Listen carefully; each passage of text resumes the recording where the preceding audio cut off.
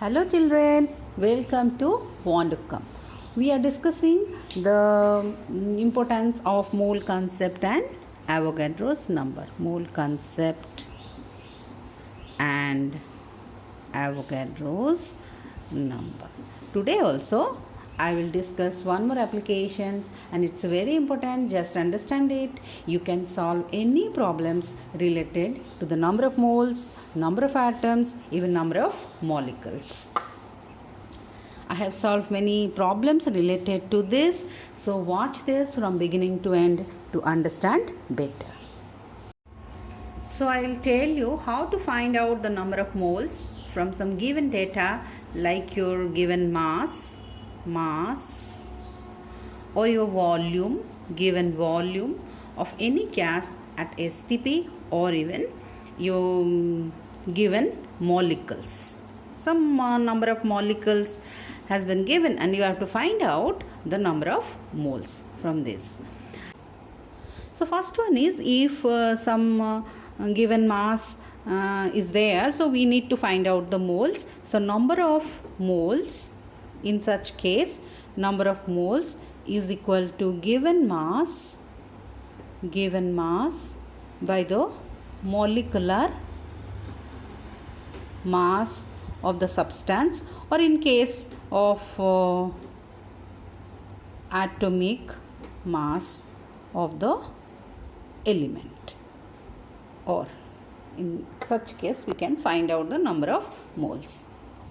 Example, suppose it has been asked like find out the number of moles of 160 grams of, this is 196 grams sulfuric acid, say, where the molecular mass has been given as 98 U. From this data we can find out by using the statement also. That means your 1 mole of sulfuric acid is equal to 98 gram. So we can find out 196 grams would be how many moles. In that way, or directly you can put the formula. So number of moles is equal to given mass, so 196 divided by molecular mass of sulfuric acid is 98 gram. So we can get here 2 moles of sulfuric acid. So another example is find out the number of moles in 3 grams of aluminium. 3 grams of your aluminium, where the atomic mass has been given for the aluminium is 27 U. So by using the statement, as I told you, 1 mole of aluminium is equal to your 27 gram. In that way 3 grams of aluminium contains how many moles, or by using this. So by applying this formula we can get the number of moles of aluminium is equal to your 3 grams divided by 27, we will get 0.1111 moles. Okay, so in this way we can find out the number of moles if the mass has been given. Second one is the find out the number of moles from the given volume at STP. Given volume at STP. So number of moles is equal to given volume divided by your your molar volume 22.4 liter at STP. Example, find the number of moles in 44.8 liter of carbon dioxide at STP. So in such case also you can find out by using the statement, that is 1 mole of carbon dioxide occupies 22.4 liter, or this much 44.8 liter will be occupied by what is the moles, number of moles. So in that way also you can do the calculation, and now we are putting it in this formula and we'll get. So number of moles is equal to given volume is equal to your 44.8 and your molar volume this much. So we'll get 2 moles. Directly we'll get the value. 2 moles of carbon dioxide. So calculation of number of moles from number of molecules.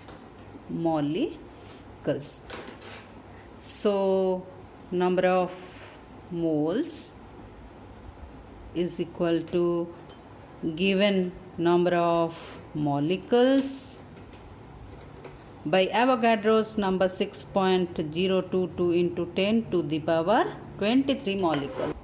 Let's discuss one example, like find the number of moles in 3.011 into 10 to the power 23 molecules of nitrogen.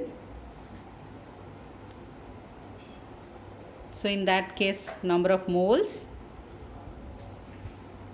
as per the formula, your given molecule 3.011 into 10 to the power 23 divided by 6.022 into 10 to the power 23 will get. So this would be your 0.5 moles of nitrogen. So once you get the number of moles,